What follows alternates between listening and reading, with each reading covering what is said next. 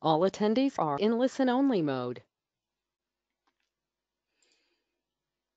All right. Good morning and good very much early morning to everyone, and good evening. To all of you, welcome to Webinar Wednesday. My name is Elizabeth Zeller. Today is the 9th of October, and today's topic is a very interesting one, counseling cash-conscious students, exploring options in Asia, the UK, and Europe. I will be your webinar moderator today. We have some wonderful panelists, but before I hand it off to them, I want to remind all of you that you're able to ask questions through the panel that you see and the webinar platform, where you can pose your questions. At an appropriate time, I will read those questions out loud to our panelists who will be able to answer them. Because of timing, we will be choosing questions that are kept more to the general topic about different university choices and different counseling questions you may have. If you have any particular cases for students that you may want to be answered, please go ahead and post them. We'll make sure that they get back to the panelists, and then they'll be able to reach out to you individually afterwards. For now, I'm going to hand it off to the panelists so they can introduce themselves. There we go.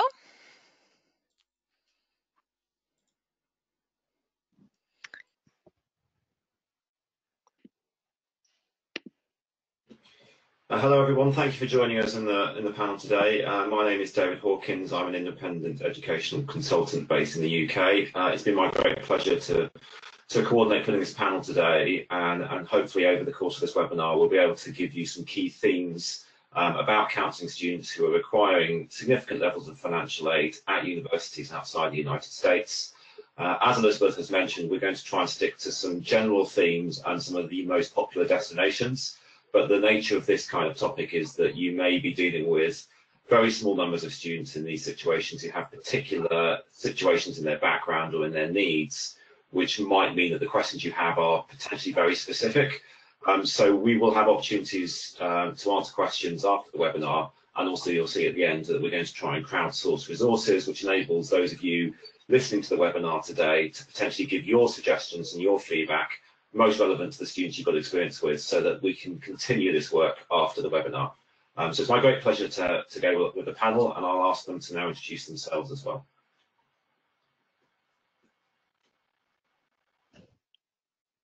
Okay, I'll go first.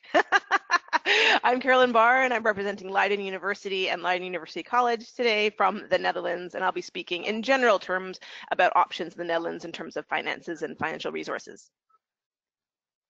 Good morning, everybody. My name is Ilaria Bossi. I work for Università Cattolica in Milan, and I will be speaking generally about Italy and opportunities to study in our beautiful country.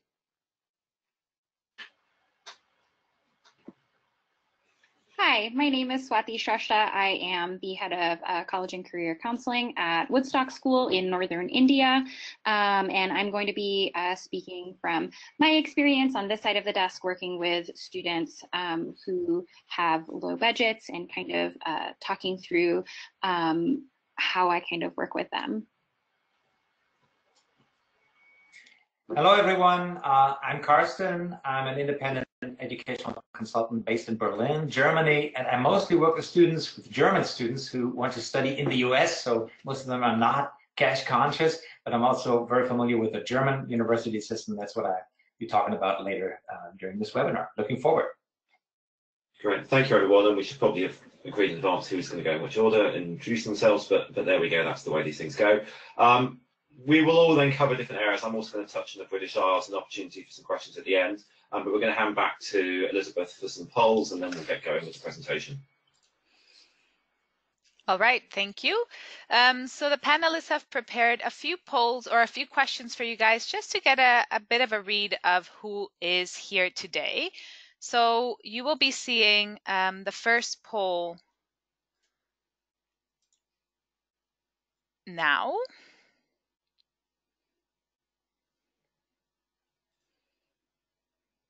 Please go ahead and take the time to answer the questions.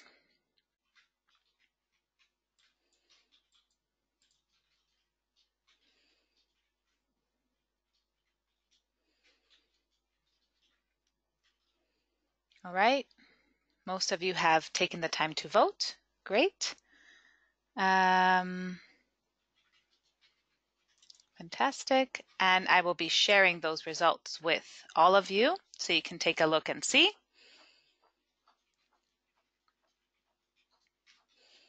All right. So we have about 65% or more of you who have a little knowledge or no knowledge of the topic here today. So that's great. There's lots to learn today. And then the next question that we have is,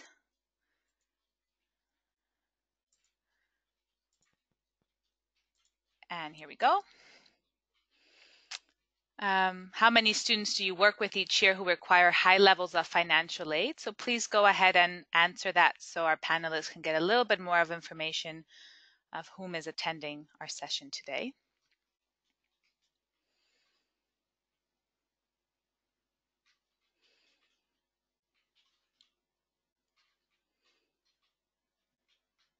All right. I believe most of you have put in your votes. And let's take a look at the results. Great. So over 50% of you say between 2 and 10, about 50%, and a good amount say a little bit between 10 and more than 20%. So this is some good information for our panelists to have. Thank you very much. I will continue with the rest of the presentation, so I'll hand it over to the first person coming up, which is Swati as well.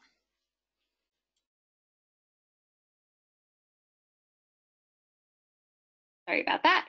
So to give you a little bit of context of where I'm coming from in working with students with low budgets, at Woodstock, about 25% of our students are on need-based financial aid, including our Scholars for Peace, who come from conflict areas around the world. And so 25% of our senior class is usually about 15 or so students. With just a handful being, full need students.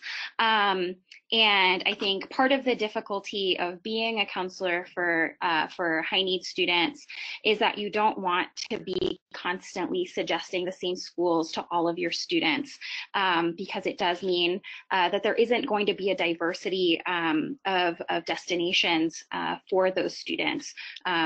So we wanted to make sure that counselors were aware of some resources that already exist that are out there in case you aren't aware.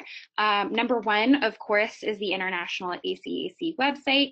Under member resources, there is an excellent financial aid resources page that is maintained by the organization with links to some great files that can be helpful in case you haven't already found those resources. So that would definitely be our number one suggestion.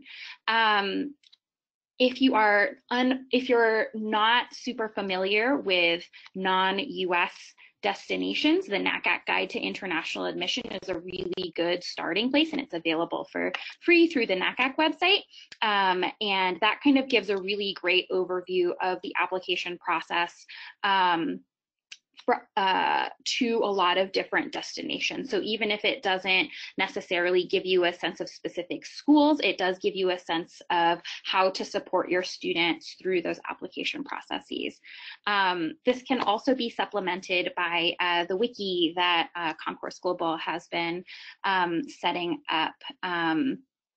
So they have been working with counselors to kind of set up a wiki of, again, the application processes to different countries with a sense of timelines, when you should be doing what with your students, and different, so those kinds of resources, and those are really fantastic.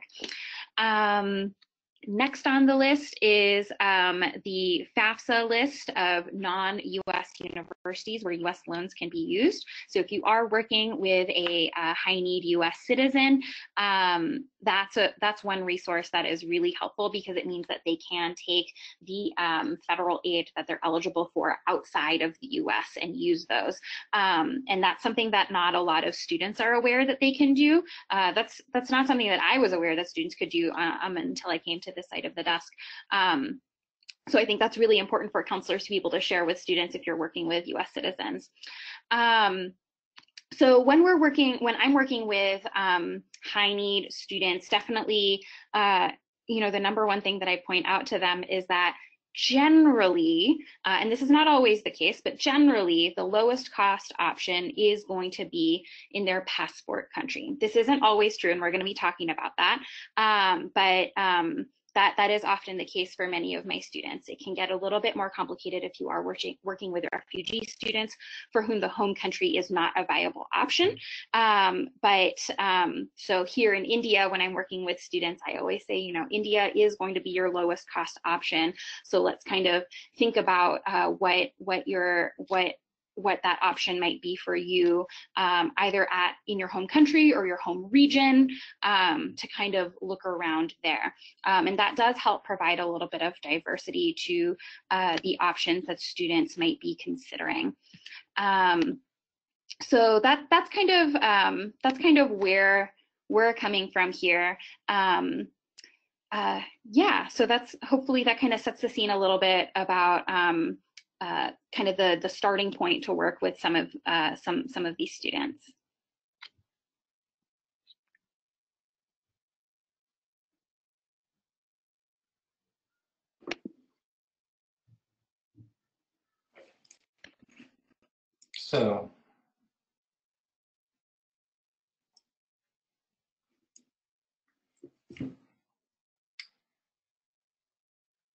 So let's continue with Germany.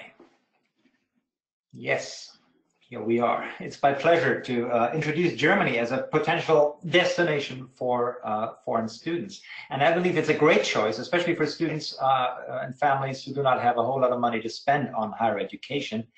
And the main reason is that Germany's public universities, and there are more than 400, both research universities and what we call universities of applied sciences, all of these institutions do not charge tuition. And that applies to both domestic students and to international students, which means that college is essentially free in Germany, except for a small semester fee of about 300 euros that covers administrative costs. But even that fee in many cities includes public transportation.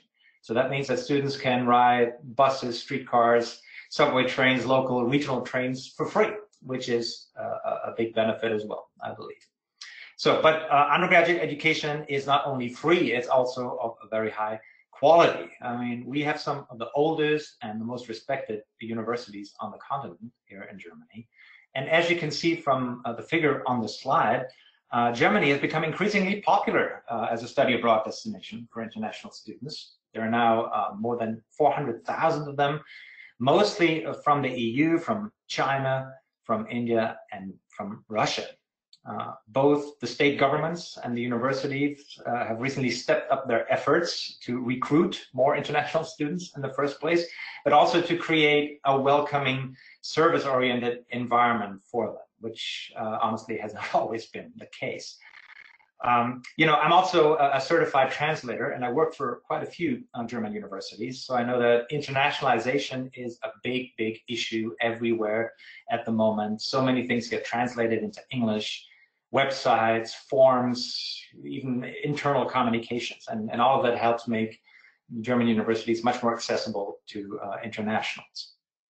So what's the biggest draw academically? Of course, engineering is the most popular subject. That's not surprising. Engineering is our trademark, if you like. It's what Germany is known for all over the world, excellence in engineering, and that's why thousands of students come here to study engineering. But they're also interested in business, economics, the sciences, and the social sciences as well. So, world-class education, no fees. where's the catch? And yeah, there is a catch because the vast majority of the degree programs at the German universities are taught in German. So to come here to study, you generally need to be proficient in German, which I know is not everybody's favorite foreign language to learn in high school. But of course, the universities are aware of that, and they've started to offer a growing number of international programs, that is, programs taught partially or fully in English. Right now, there are about 2,000 such international programs at all levels, bachelor's, master's, doctorate. And for undergrads, I looked it up, there are currently 124 English-only programs, and they're in a wide range of fields, engineering, of course, but also business, economics, media design, African studies. I mean, there's really something for everybody. And the best thing is that all of these programs are really easy to find because there's a database that contains them all. And the link is right there on the slide. And it's a great tool. You can search for subject, you can search for cost. And that's because not all of these special programs are fully tuition free. Some may charge up to 500 euros per semester. Some may charge up to 1,000 euros per semester. But half of them actually cost nothing to attend, except for your living expenses, of course. And when it comes to living expenses, I believe Germany, at least compared to other European countries, is pretty affordable. As you can see, the average international student in Germany spends 819 euros per month, and that includes housing, it includes health insurance, it includes public transportation, as I mentioned earlier. So of course that's an average figure. It depends on your lifestyle. The bigger cities are more expensive than the smaller ones, and that's the same everywhere. To get a student visa, and you will need one if you're not an EU citizen, to get that visa, an international student from outside the EU must deposit about 10,000 euros in a blocked account to document that they have the necessary financial resources. And a blocked account means that you're only allowed to withdraw a fixed amount of money each month. And that's to ensure that the money will actually last until you complete your degree. So that's maybe the ballpark figure that everyone should keep in mind. 10,000 euros for 3 years of undergraduate study. And that's about, I believe, $11,000 at the moment. International students in Germany are allowed to work. And that includes paid work, of course, waiting, they work as bike couriers, jobs like that. If you're from the EU, of course, there's no limit, but if you're from outside the EU, there's a limit of 120 days per calendar year. Now, with all that said, I think it's clear why there are no scholarships, why there's no financial aid for international first-year students in Germany, at least those who want to pursue a full degree here. There are plenty of scholarships for exchange students, for master's students, for doctoral students, but not for undergrad. So let me end by pointing out that there is the German Academic Exchange Service, or Deutscher Akademischer Austauschdienst, known as DAAD.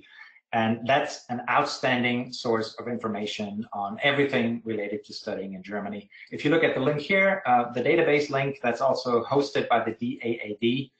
And they have tons of other information on the university system, on admissions, on requirements, the financial side, not only online, but also in various brochures that you can download and share with your students and with their parents. Some of them are available in 15 different foreign languages.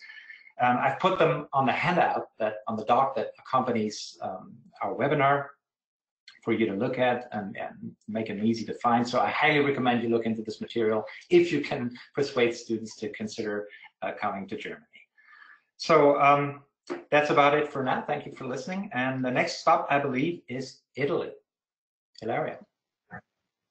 Yeah, Karsten, thank you so much for introducing me. So we'll continue our trip to Europe, going a little bit southern to Italy. So I would try also to compare my country to the other countries we have seen and we will see during the session. So similarly to Germany, Italy has a long-standing academic quality. contrary to Germany and the Netherlands, we do not have this difference between research and applied sciences universities. So, and we do not have, as in the States, the difference between colleges and universities. So our kids, they finish high school and they go directly to university. Our system consists of a 3-year bachelor degree in most cases, and then we continue very often with a master. It can be a 1-year master or 2-year master degrees. This is important for your kids to know. There are some programs that last a little bit longer, and in that case, of course, they need to plan to stay in the country for longer time. For example, medicine and surgery, 6 years, law, it's 5 years. Our landscape is mainly divided between public universities. We have, as of now, 67. Among them, we also have very long-standing institutions, and then 19 private universities. All of them are recognized, and their title is awarded by the Italian Ministry of Education, and therefore can be then granting access to European and non-European universities after the bachelor degree. Our trademark, I would say, of course, is the arts, architecture, design. We're by no chance known as Il Bel Paese or for La Dolce Vita, of course, but as Carsten was explaining for Germany, we're also increasingly becoming known for subjects such as medicine, surgery. Our healthcare system is among one of the best worldwide, and our doctors are usually very highly required around the world. But also subjects such as business and engineering, and this is especially valid for Northern Italy, where many long-standing universities are operating for a long time. In terms of internationalization, because this is, I think, a very important aspect to tackle, Italy is gradually internationalizing, and this has been part of single universities initiative. But at the same time, also our Ministry of Education is coming together, helping us and supporting us. This is from one side sometimes difficult, but on the other side can also mean a non-saturated landscape. So many universities recruiting abroad right now are hungry for talent and are hungry for diversity. So this is definitely something important for your students to know. There is an increasing number of English taught programs. You will not see numbers in my slides. This is because Italy, as of now, does not have a unified system. First of all, sometimes it can be tricky to retrieve information, we know, and that's why most of the international universities are very available to help you. So my suggestion is, if you need to know something, email us. And already from seeing whether we reply and in how much time we reply, you will get a feeling of how international and how welcoming the environment would be. But of course, many universities are teaching more and more programs into English, also because, as in Germany, Italian is not that easy to learn. Of course, we always suggest to pick up the language during the 3 or 6 years of bachelor degree, but definitely when kids arrive and study in English, they do not need the language to study. But let's get down to business. So let's talk about tuition fees. I would like to debunk a first myth, which may be contrary to what Swati was saying before. In Italy, tuition fees are calculated according to students' residency and not passport. So it does not matter what passport they hold, but it matters where they live and where their family pay taxes. So we have two main categories. We have EU students, so EU residents, and non-EU residents. Let's say that for the EU pool, usually their tuition fee is calculated according to how much money the family has and how many taxes paid. So we're talking about income and assets. In the case of the non-EU students, they would pay usually a flat fee, which can be actually quite easy to calculate. In both cases, anyway, these tuition fees are to be paid and divided into installments. The first installment is the most important because that's how students confirm their place, and that's how they get an admission letter, and in case of non-EU residents, that's how they apply for a visa, which is also necessary to come to study in Italy. But let's say that splitting tuition fees during the year into installments make it definitely much more sustainable. We then have two big groups. We have public universities and private universities. The tuition fee can range in public universities between 1,000 up to 4,000 per year. Of course, it depends on the program. And again, in private university, from a minimum of 4,000 more or less up to a maximum of 20,000. Again, of course, it depends on the program. So the kids would need to research it into the different universities' website. There are different portals where they can research the programs available. My suggestion would always be go then directly to the university, or we have the ministerial website, and I put the link in our Google Doc that you will also be able to tap into.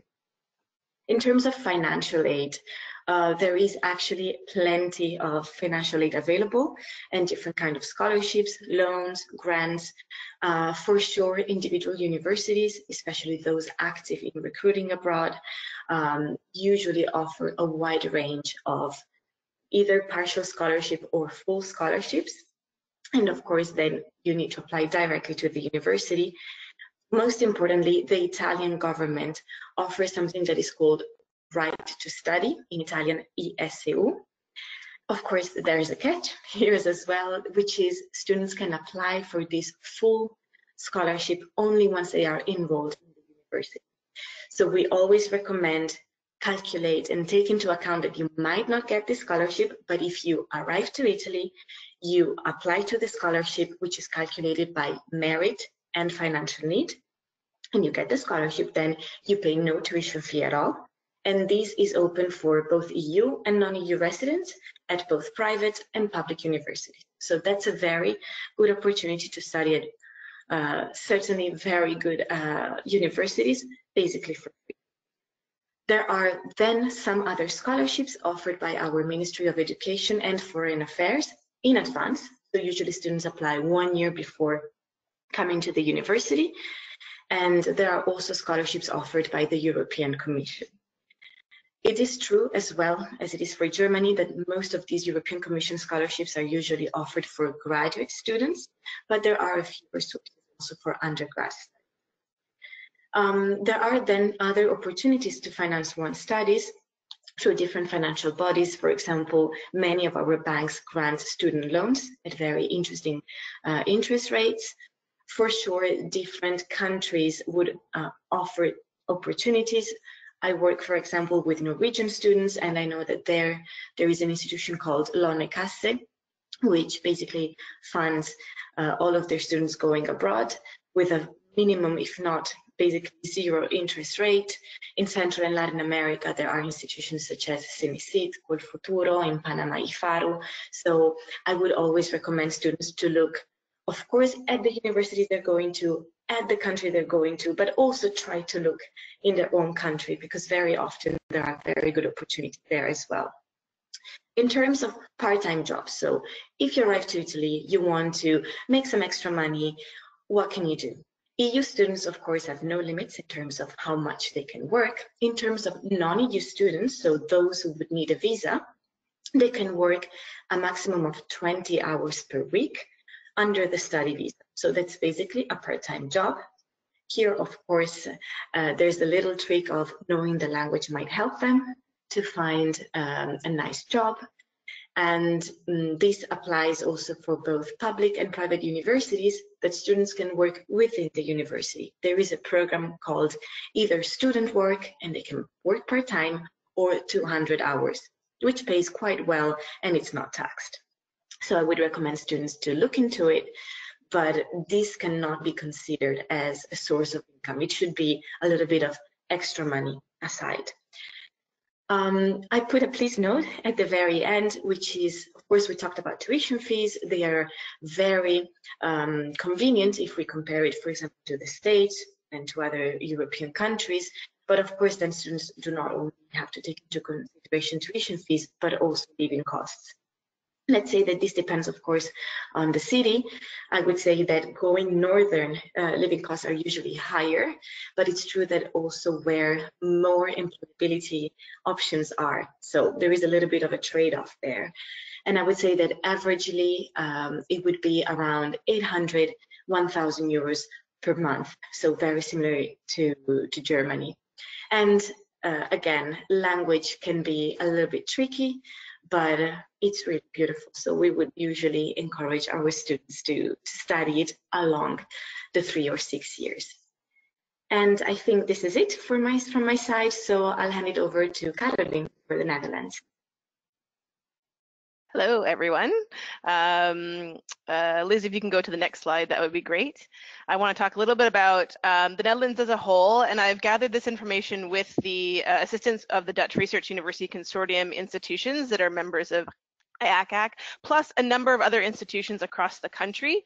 So trying to do a big survey to get as much information for you as possible. So we can go to the next slide. To give you just a bit of a background for those of you who don't know much about higher education in the Netherlands, it is a binary system like in Germany, so very similar in the sense of the split between research and applied study options. We have 14 research universities and almost 40 universities of applied science that are offering programs. Almost all of them have options in English because internationalization has been a priority for the Netherlands since the 1970s. Even at the bachelor level, we've had English taught programs for more than 20 years in some cases, and certainly in the last 10 years, there's been a huge increase. And so across bachelor, master, PhD, there's over 2,000 programs taught in English in the Netherlands. So you're going to be able to find something for your students. Popular topics really cover what you would find at any comprehensive university, you know, from law and medicine and psychology and technology, languages, arts, humanities, social sciences. There's really everything that you will be able to find something in English. There are a couple of exceptions to that, of course, so you should always double check just to make sure. But it is also primarily a public system, so I'm going to talk primarily about the public system in this, but there are a handful of private institutions, so you can double check per institution that you're looking at, and that may affect things like tuition. So we can go to the next slide. Now, the tuition fees in the Netherlands are based on your citizenship or your passport, not on residency. And that's a really important point because you may have students that are living around the world that have 2 or 3 passports, and one of them might be EU or EEA. And that's really important because they can use that as their ticket to have lower tuition fees. And this year, so this past academic year, the tuition fees for European Economic Area citizens were just over 2,000 euros per year. We're currently awaiting the new update for 2020, and I do anticipate it to be just over 2,100 euros, but we don't have the final number just yet. It adjusts a little bit each year. And also last year, the Dutch government decided that that fee would be halved in the first year. So this past September, EEA citizens paid 1,040 euros for their first year of tuition, and their second and third years would be going up to that 2,000 plus kind of amount. So it's a very economical option for a lot of students around the world, not just Dutch students and not just EU students that are living in the EU. Now, there are some exceptions to this. So we have a university college system that offers liberal arts programs, and they charge a little more for their particular programs because they're small scale and intensive, but they're still very affordable. Definitely all of them are under, I believe, 4,500 euros per year. But some specialty programs might be a little bit higher, and that tends to be also for the non-EEA students. So you'll see there that the tuition fees are still very competitive if you don't have an EU passport. They range quite a lot, between about 6,000 and 15,000 on average, and that's because each university can determine their non-EEA tuition fees on their own. But they're still quite reasonable in comparison to other countries around the world, and there may be some extra resources available for those students financially, and I'll get into that in the next slide. Oh, slide after this, sorry. I also want to address living expenses quite quickly because both in Germany and Italy, it's very similar. So I did a bit of a grid, and for the most part, most students stick to about 800 to 1,000 euros per month, like we've heard in Europe overall. It really varies quite wildly depending on the student and their lifestyle as well, and also where they're living and what city. So of course, as you're in the bigger cities, it's going to be a little more expensive. As you get it farther away from Amsterdam, for example, you might get a little less expensive. You know, and we're at the doorstep of Europe, so if they're off to Paris every other weekend for a bit of shopping or a bit of fun, or going to Berlin or whatnot, that's not really included in this 800 to 1,000 type of euros per month in terms of costs. Also, they have to keep in mind getting to and from home a couple times a year. So something to think about, I think, over and above their monthly budget, but that would be housing and food, their transportation, insurance, you know, a bit of fun, these kinds of things. A regular month of living expenses should fall into this particular category. category. I did up it to the 1,300 euros per month because there are some students who live a little bit more of an extensive lifestyle, but 800 to 1,000 should cover most. Next slide, please. Now, I want to talk about the financial resources that are available, and I have split it into two categories in terms of the European Economic Area or European Union students, and then the non-EU or non-EEA students, because there are some distinct differences. So for those EEA citizens, the Dutch government does offer tuition fee loans that are very low interest, usually less than 1%. They pay back over very long term, like 30 years. And they don't start immediately after students finish their program, but pretty soon after they finish their program, they start paying back these low interest loans. If the student is very low income, those loans might turn into grants, but that's really a case-by-case basis. So you'd have to double check on the website I'll give you a bit later. And sometimes they can request additional loans, but there are some restrictions on that. And most of the time that has to do with they need to work part-time for quite a number of hours per month. Currently, that's 56 hours per month. And finding a part-time job for that amount of time can be challenging. But if they meet some of these restrictions, or sorry, all of these restrictions, they can ask for additional loans, perhaps for living expenses and so forth. And they might become eligible to get the free travel card and a few other bonuses that the Dutch students would get as well. So there are some pieces here that are key to being EEA and EU. Now, in terms of part-time job, it's very similar to Italy, to what Ilaria has told us as well. We have no restrictions, of course, on EU citizens, but part-time jobs, there's quite a few of them, but sometimes speaking Dutch helps, of course. But the minimum wage ranges between about 7.50 and 9 euros an hour, depending on the student's age. So again, it's really just pocket money, the same as in Italy and probably Germany. It's not going to be something that helps them afford their studies. So it's more for some extra, spending money overall. And generally, because the tuition fees are pretty low, there are very few institutional financial aid or scholarship options for EEA students. There are some, so you can double check. Primarily, I would probably mention University College Utrecht here because their scholarships are for any student, whether they're EEA or EU. But most institutions will limit their extra financial resources to the non-EEA students, but double check per institution. Next slide. So that brings us to the non-EEA resources as well. And because the tuition fees are higher, there are some other options here. One of which is called the Holland Scholarship, which can vary per institution. Historically speaking, since this has been introduced a few years ago, it was a 5,000 euro award in the first year only.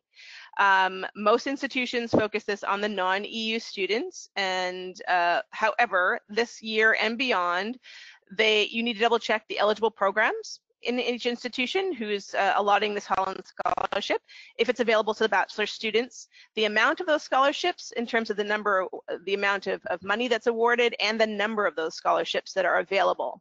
So for example, at our institution, we still have this particular scholarship. It is 5,000 euros a year, for the first year only, and we have 20 of those for non-EEA students for any of our programs. But when you go through different institutions, they may have a different mix here, but almost all will still offer the Holland Scholarship in some form or another. If they don't, they may have other institutional financial aid and scholarships, although still very limited. There are quite a number that I found within institutions. So for example, Stenden University of Applied Sciences has 40 performance-based scholarships for non-EU students, and that's a couple thousand euros. They can apply for that in year 1 or year 2. We also have Zoud University of Applied Science. They have their own excellent scholarships. But here is also where the university college system comes in, because they have an extra amount of funding. So any of the university colleges in the country generally have extra funding for some sort of financial aid or scholarship. And that's really a broad statement, but each institution can decide how they're spending that financial aid and how they give that out in terms of scholarship or financial aid. So I would double check within those university colleges what is available to your student. For us, it could be maybe a partial tuition fee waiver. It could be a number of different things. Again, at UCU, they have need-based options. They have the Rosemary Orr Scholarship. So there's a few things per institution that you might find, but it's not a huge number across all the institutions. And that comes down to the fact that, as said earlier, the tuition fees are fairly competitive overall. Now, students can work a part-time job if they're non-EA as well, but they're restricted to 16 hours a week or less. And that's quite a lot of hours per work in a research university in terms of their program timing. They may not have enough time in the week to actually work 16 hours. And I've put here that they require a work permit because that has to be arranged, and that can take 5 or 6 weeks sometimes. So if the student is expecting to work right when they arrive, that won't happen. They do need some time to settle in, they need time to find a job, and they need time to get that work permit. It's not that they have to do it themselves, but they may have to wait a little bit overall. So it's important for them to understand that. Next slide.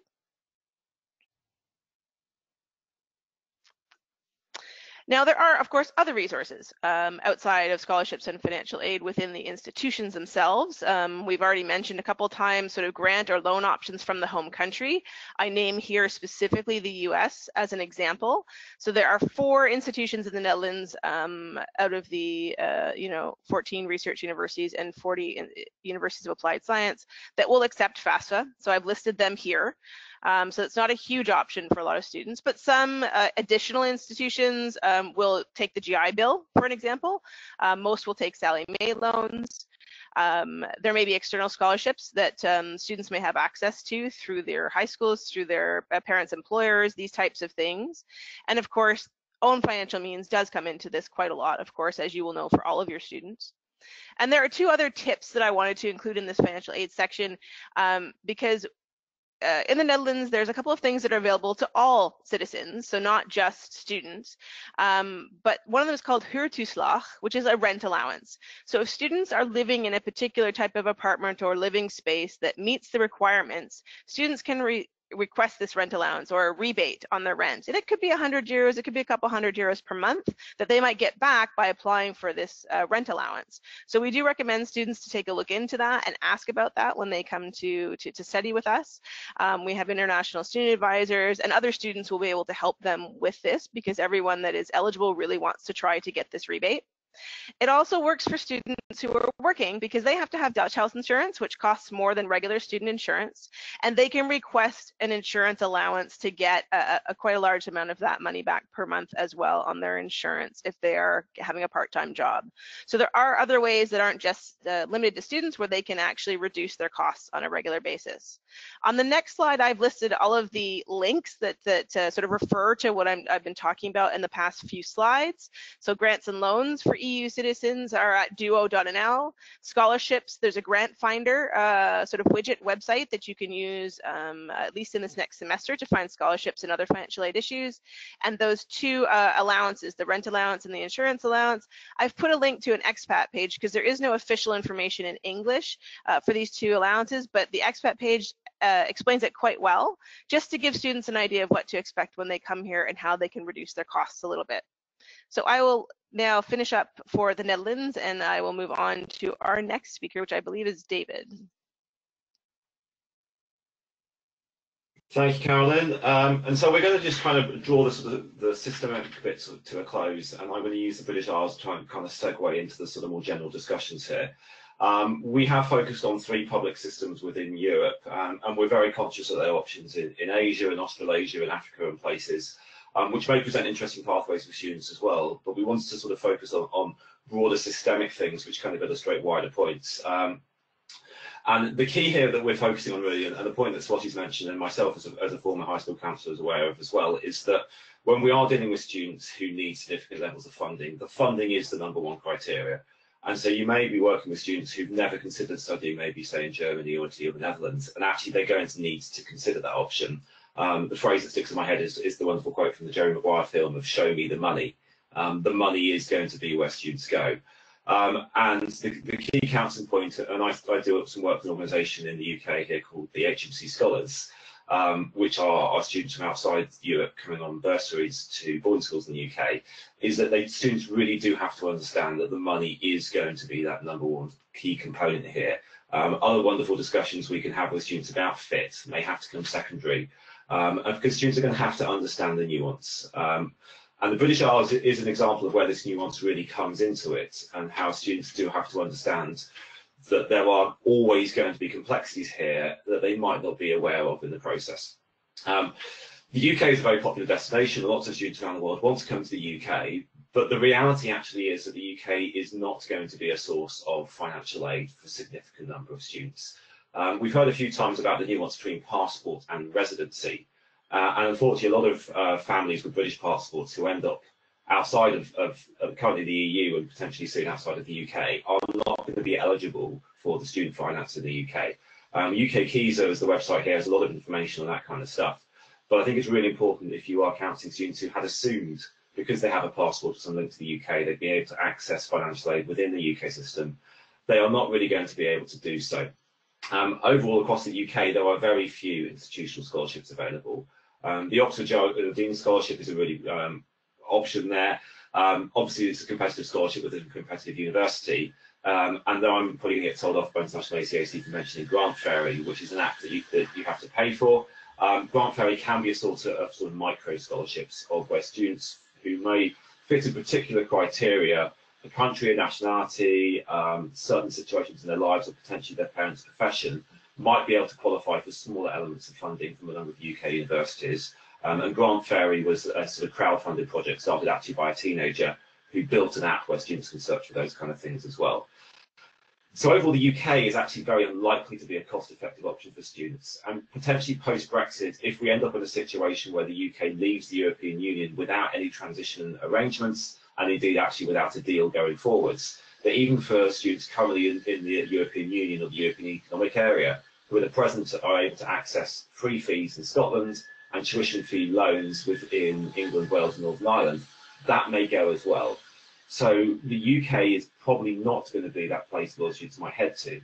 However, I've used the term British Isles here, and that's a way of trying to again emphasise the point where nuance and complexity really is at the heart of this, because actually Ireland is an option that many students may not be aware of that they can access for some funding. The residency and passport situation, as we've heard a few times before, is one to be aware of. But University College Dublin have a wonderful flowchart which will talk through the various criteria and stages that students might have, which could potentially mean that they could study at high quality English-speaking universities in Ireland, itself also an English-speaking country, for free. And so there's some great pathways on the UCD website which talks you through that. That flowchart gives you a very, very step-by-step guide through the process. And indeed, actually, Irish universities for non-EU students do have some funding sources available as well. So for EU citizens, Ireland definitely is an option that they should be looking for. Investigate those options. Just an example of where actually the nuance of where you might be starting off with, and then for where as counsellors we have to push people to is quite important. That you might have a student come to your office who says, I want to go into the UK, and the reality is very quickly you're going to have to be pushing them to something slightly different as well. I have mentioned a few times, and my co-presenters have mentioned as well, that we are going to be crowdsourcing these information. And if you are sitting here maybe sort of chewing off your pen that we haven't touched on a destination or a country that you think is really powerful and should be shared, please do give us that information. We're only able in limited time to touch on some bigger systems that are very popular, we know, with international students. But we are now going to expand ever so slightly more generally and talk about some of the counselling points and maybe some hidden gem options that just illustrate that there are many, many needles in many, many haystacks that potentially your students can be able to access. So I'll hand back now to Swati. Hi, everyone. I'm really glad to have gotten that much detail on the regions that we've touched upon today. I did want to take a moment to kind of just hit upon a few other regions that that y'all might be interested in taking a look at, just to kind of get a sense of what exists out there. So I just wanted to quickly mention that within India, there is a growing population of liberal arts style colleges coming up. A few that I can name off the top of my head are Ashoka University, O.P. Jindal Global University, Kriya University, just to name a few. And the total cost of attendance at these universities generally ranges between 10 to 15,000 US dollars, and some of them do have financial aid available, so they are great options for students to look at. I did want to mention Japan, where the quality of education is very high, and the cost of education tends to be on the lower side. If you look for the global 30 universities, those are the universities that offer programs in English, ranging from engineering to the humanities, which is really wonderful. I meant to add, but forgot to add, Korea to this list, where there are some fantastic universities at lower cost.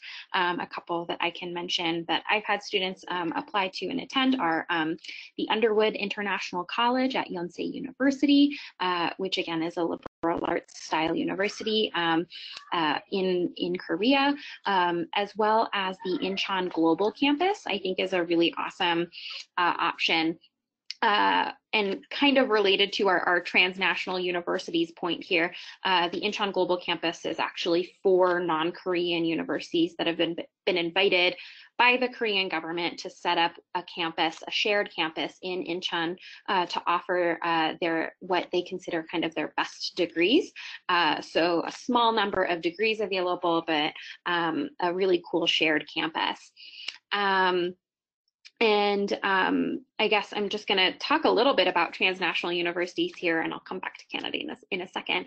But we did want to mention universities that have multiple campuses around the world, like NYU, like Webster, where you might be able to kind of lock into a system where there might be a little bit of leeway with tuition at certain campuses, or kind of more of an American approach to financial aid.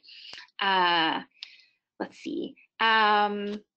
Yeah, we talked a little bit about sort of Canada outside of the major cities. If you're looking at, and I know for me, that can be a really hard sell with my students. If it's not in Vancouver or Toronto, they don't really know where it is, but Google Maps is your friend. And when you are able to kind of get students looking past location and to the style and quality of education, looking at a lot of the other provinces can be really helpful, and can be much lower in cost. One example that comes to mind right away is Memorial University in Newfoundland, which I believe tuition is about 9,000 or 10,000 Canadian dollars, so quite low cost, which is really awesome. Let's see, our transnational universities point is kind of related to US universities with non-US campuses. So again, kind of looking for that American approach to financial aid, and potentially a lower cost. Ooh, my lights just went out, sorry. But with maybe a lower cost of living. And then we also wanted to make sure we mentioned Eastern Europe. I know for me, Eastern Europe is a really, they came back on. Eastern Europe is a really great option, especially for my students who are considering medicine. 2 of the majors that I have the hardest time working with students with, if they have high financial need, are art and medicine. But there are some fantastic universities in Eastern Europe that offer really high quality medical education. And so I've worked with students who have applied to Charles University, Semmelweis University, Pesch University. But there are kind of other majors available as well.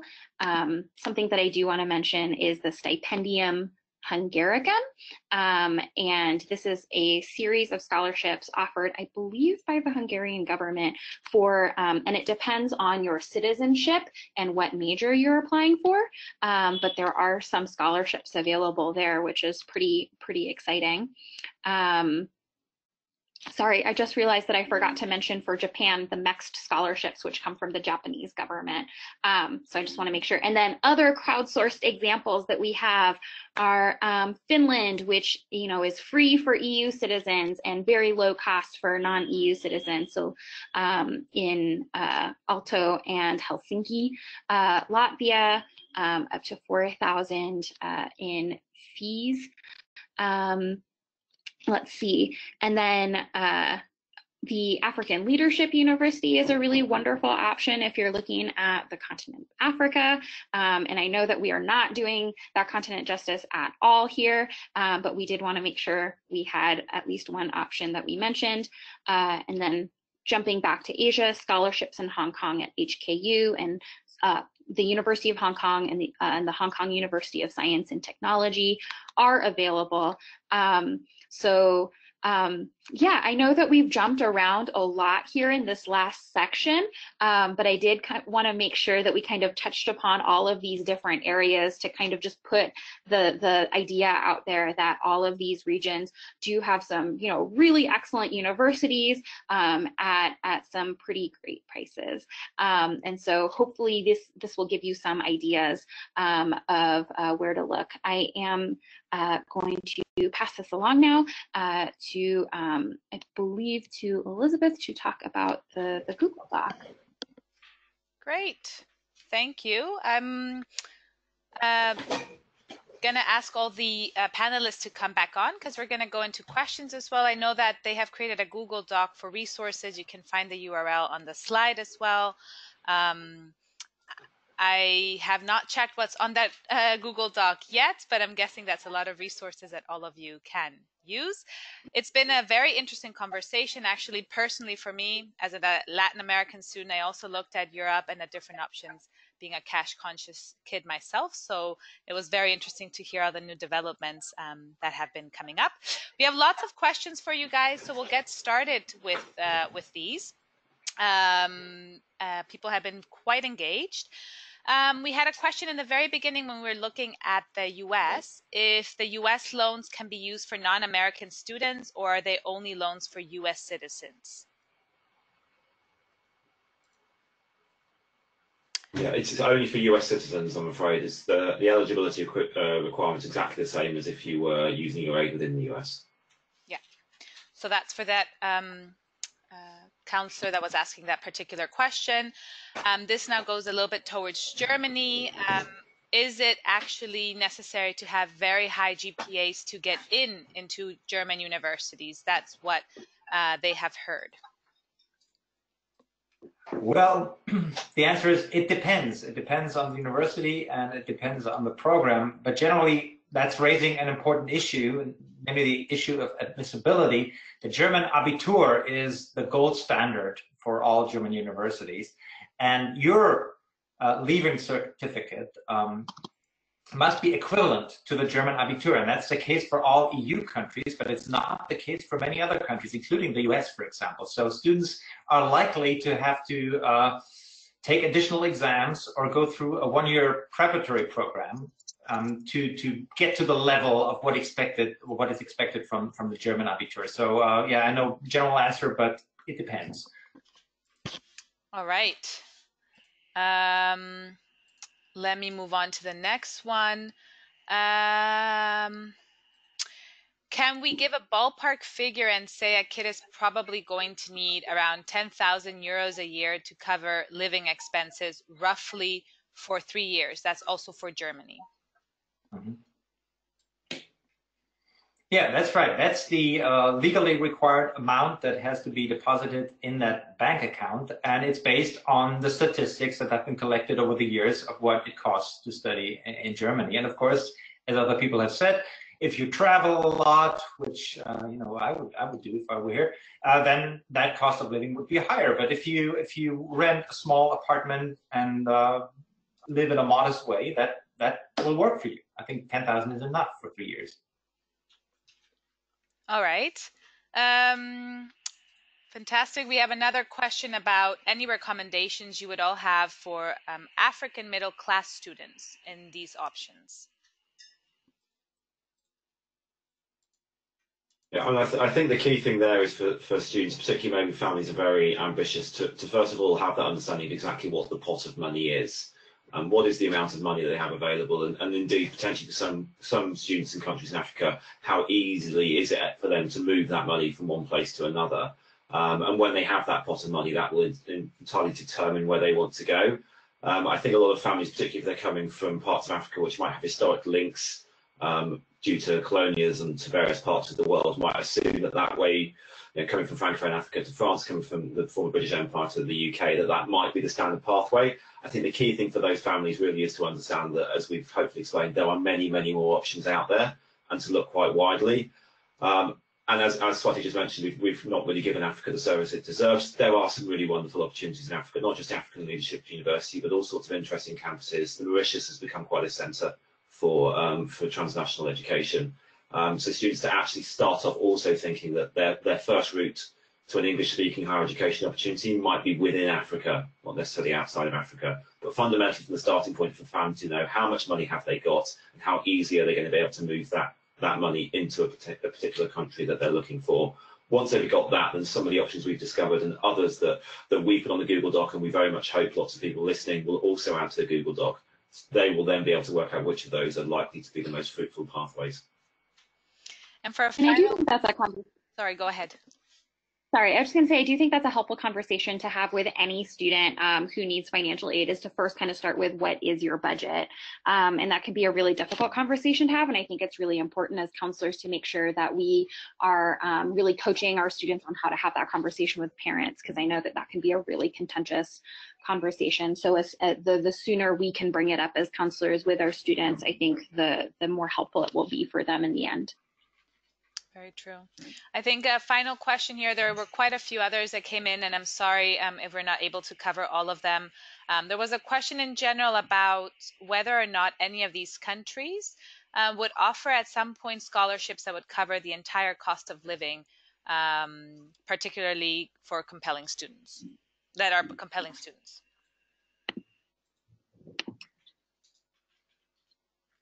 I can speak for Italy. The Italian government at every university offers the opportunity to apply once enrolled, both for a tuition fee waiver as well as for accommodation and cost of living. So that is definitely an option, but it's usually based on a combined factor of financial need and merit. So of course it's an option, but the student needs, of course, to comply with different opinionated levels of performance, academically speaking, and as well provide proof of financial needs. So it is an option, but it's not the easiest to tap into. All right. Any final remarks from our panelists as we have to wrap up our webinar today? Just say thank you very much to everyone, for the panelists and to Elizabeth for moderating. Those questions, they will be triaged. We will get back to you. We didn't want to get right down into the weeds of nuances of particular situations. We know in this world every student's financial aid requirements and what they might be able to offer us are different, so we will help. A few years ago, I was involved in a project where we crowdsourced information about studying medicine outside of Europe, so outside of the UK in English, and that's a resource which is wonderful to see is continuing to be used. We would love to have this Google Doc with the link here continue to do the same kind of thing, so please spread the word. If you know of just one particular scholarship for one student at one international university, don't hesitate to put it up there. The more information we can get to that Google Doc, the better we're going to be able to help counsel students to find that one thing, which, as we all know, could be absolutely life-changing, not just for that student, but for their entire community.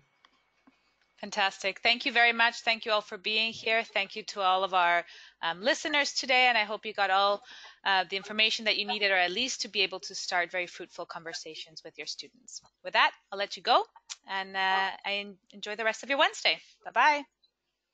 Thank you. Bye. Bye-bye.